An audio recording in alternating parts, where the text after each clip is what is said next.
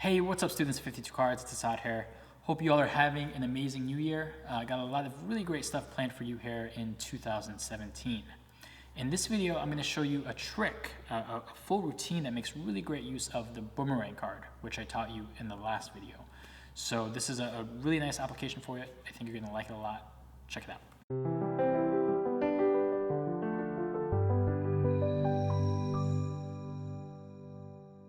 Alright, so let me show you kind of what this trick is all about. This is called a multiple selection routine, and there's a number of different versions of a multiple selection routine out there. The basic concept is you have multiple people take out a card and then you find those cards one at a time. Okay, so it's similar to your average card trick where you have a person select a card and you find it, but now if you have more than one person in front of you, it's a really great idea to get multiple people engaged. It makes the trick more interesting and it just gets everyone involved, which is always a good idea. Okay, so the trick would go something like this. You would spread through the cards and you would have each person pick a card. We're going to do this with a total of 3 people. Okay, so if you have 3 or more people in front of you, this is perfect. So you spread through the cards, you have the first person take out a card. So let's say they took out this card. You have the second person pick out a card, and the third person pick out a card. Okay, you tell them to each look at their cards, remember it, memorize it. They don't have to remember each other's card, they only have to remember the card that they picked. Okay, now the magician of course wouldn't see the cards, but for the sake of demonstration, we'll take a look. We'll pretend that the first person picked the ace of spades, the second person picked the 2 of spades, the third person picked the 3 of spades. All right? Here's what happens next. You need to control each of these cards to a specific location. So if you're not already familiar with card control, you do have some homework to do. I'll reference you to the necessary videos that you need to study before you move into this, but let's move forward. So what I like to do is I like to control the middle card first. Okay, so the person who's in the middle, I ask them to return their card to the pack, and I need to control it to the top. Okay, so you have a few options here. You could do a Hindu shuffle control, which is always a really good option. You could do a pass. You could do an overhand shuffle. Like, there's 1,000 ways of controlling your card. I'll reference you down below to a few really good options, and then you can pick whichever one you're most comfortable with. Okay, but whatever option you pick, you just need to get their card to the top of the deck. From here, I turn to the first person, the person to my right, and I need to get their card to the bottom of the deck. And I need to do it in such a way that it leaves the first card that I controlled on top. So a really good option here is the spread call. Okay, so I'll reference you to the spread call down below in the description box if you don't know how to do it yet. But essentially you spread through the cards, you have them return it to the spread, and then in the process of closing the spread, I'm gonna secretly take that card to the bottom of the pack. Okay. The last card, the third card, I need to get to the second to the top position. And a really perfect option here is the bluff pass. Okay, you could also do a tilt. I'll reference you to both of those videos down below, and you can pick whichever one you like more. But a bluff pass is a really good option here to make it look like the card is just being lost into the middle of the pack, but in reality, it's being taken second from the top. Okay, so now you're in a position to carry on with the trick and actually do the magic. So you can explain to the spectators that you're going to find their cards one at a time, and first you would find the person in the middle. Okay, so you could ask them a question. You could say, "Do you want me to find your card fast or slow?" Whatever they say, it doesn't really matter. It's just kind of a way to engage them. Let's say they say fast. You say, "Okay, good. Check this out."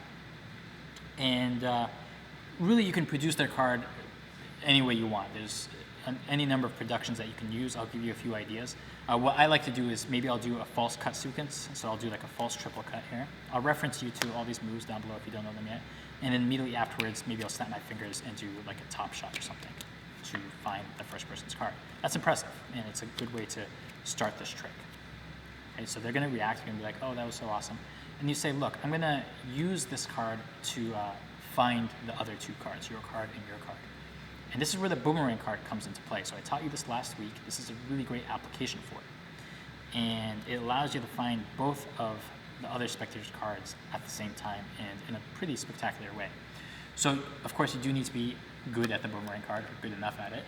You need to be able to throw a card into the air and have it come back to you. Now, you don't have to throw it super high. You don't have to throw it super far. You can do like a mini boomerang if you want, but the higher the boomerang, the more impressive it is going to be. So at this point in the trick, you would explain to them, you show them the boomerang card, and you say, "Look, like I can turn my card into a boomerang, I throw it into the air, it comes back." But you say, "Okay, look, let's get back to the trick." When it comes time to actually find the other spectators' cards, here's what you're going to do. You're I'm going to do the boomerang card, and while the card is in the air, all of the attention is going to be on the card. With my left hand, keep in mind that the other spectators' cards right now are on the top and bottom of the deck. So what this allows me to do is, while the card is in the air, I can do a one-handed cut, a Sleight cut. Once again, I'll link you to that down below if you don't know how to do that already. I've made tutorial videos on all these things that I'm referencing. But while the card is in the air, I'm going to do a Sleight cut. It's a one-handed cut. And as the card comes back, this is going to take a bit of practice, but it's definitely doable if you put the time in. The card's going to come back, and I'm going to catch it in between the two halves, just like this. Okay, so let me kind of show you what that would actually look like at speed. So you demonstrate the boomerang card, and then when it comes time to do the revelation, you're going to catch it into the deck. Okay. Now I'll give you a few more tips on how to do that in a second, but let me carry on and show you like what the actual effect is here. I would straighten the card out like this, and I would spread through, and I would say, look, your card lands in between two cards, and those two cards just happen to be, and I'm going to turn the packets over, your card and your card, and then I would hand the card to the spectator. Okay, so let me give you a few more tips on this boomerang card part, because this is the most difficult part of the routine, being able to catch it between the two halves. Okay, so of course you do want to be very comfortable with the Sleight cut.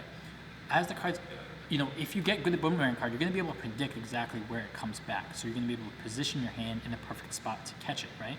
So you do this, and let me show you like how far in the Sleight cut you want to get before you attempt to catch it. So you do the Sleight, you clear the two halves, and you want to end kind of in a position like this. So that when the card comes back, as soon as it kind of contacts the deck, you clamp down.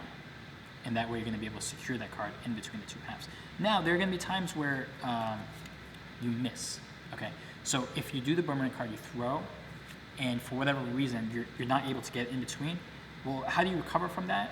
It's okay, because it is a very difficult thing that you're doing, so if you mess up the first time, it's okay. You can just say, oh, wait, okay, let me try again.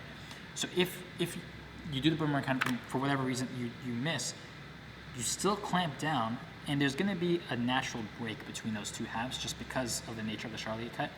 So you get the card back, and then at this point you're going to get a pinky break in between those two halves. Okay, you're going to be able to do that because there's going to be a separation. There's going to be a step in the deck, and then I'm going to do a double undercut to return the deck to its original order. Reference the double undercut in the description box down below, and then you just try again. You say, okay, let me try again. I messed up that time. It's okay. Don't make a big deal out of it if you do mess the first time. But then, see, like right there, I just missed. I'm going to get the break. I'm going to do the cuts, and I'm going to say, okay, I'm going to try again. But yeah, once you get it, boom. You might have to do like the swiping motion with your hand to adjust. It's a hard thing to teach, honestly. You're going to have to experiment with the catching process, but it's really impressive when you get it right. And if you practice enough, you can do it reliably. Okay, spread slowly and do the reveal. So that is a really fun multiple selection routine for you guys. I hope you really enjoy that. It's a nice way to spice up a routine, especially if you have multiple people who are watching you perform. If you have any questions, feel free to leave them in the description box or in the comment section down below. And check out 52cards.com if you want to learn more and if you want to check out some magic supplies that you can get. And I will see you all in the next video. See ya.